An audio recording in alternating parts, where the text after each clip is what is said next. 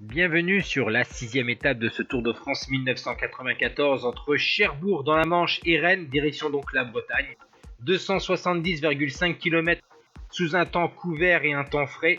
C'est la plus longue étape de cette édition du Tour de France. Tout d'abord, les coureurs vont avoir deux premières heures assez tranquilles lors du passage sur la côte de Moff.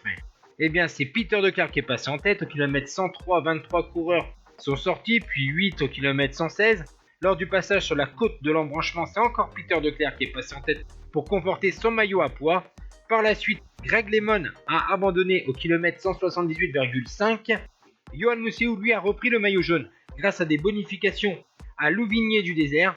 Mais finalement, au kilomètre 194, on a encore eu une échappée de 21 coureurs, vite repris.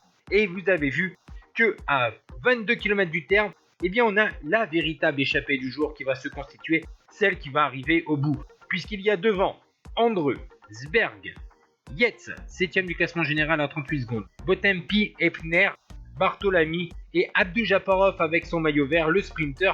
Mais on sait qu'à l'approche du final, on va essayer de se débarrasser d'Abdoujaparov. Enfin, un coureur va tenter sa chance pour pouvoir s'extirper. Derrière le peloton a laissé jusqu'à 1 minute 20 d'avance à ce groupe. L'écart se réduit petit à petit.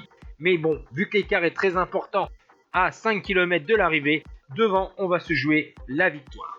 Et à 2 km de l'arrivée, un Italien de 25 ans, Gianluca Bartolami de la formation Mapei, 5e du Grand Prix O3, 7e de la Brabantse Spiel, la Flèche Brabançonne ou encore 4e du championnat d'Italie avant ce Tour de France. Il va partir seul. Le coureur italien va résister en costaud, lui, le spécialiste des classiques du Nord, enfin les classiques belges également, les flandriennes, va résister au retour de ses poursuivant malgré tout le gros travail d'Abdoujaparov qui tente de revenir. Vous voyez qu'il y a aussi Yates avec son maillot de la Motorola. Lui, il roule surtout pour prendre le maillot jaune du classement général car il n'est pas loin, comme je vous ai dit. Il est à seulement 38 secondes. Donc, même s'il ne va pas prendre les bonifications avec Abdoujaparov qui va se disputer au sprint et avec Bartolami qui va remporter cette étape, Yates doit prendre plus d'une quarantaine de secondes au classement final de cette étape. Et donc, voici donc la victoire de l'Italien Gianluca Bartolami. Il devance donc Abdoujaparov et Sberg.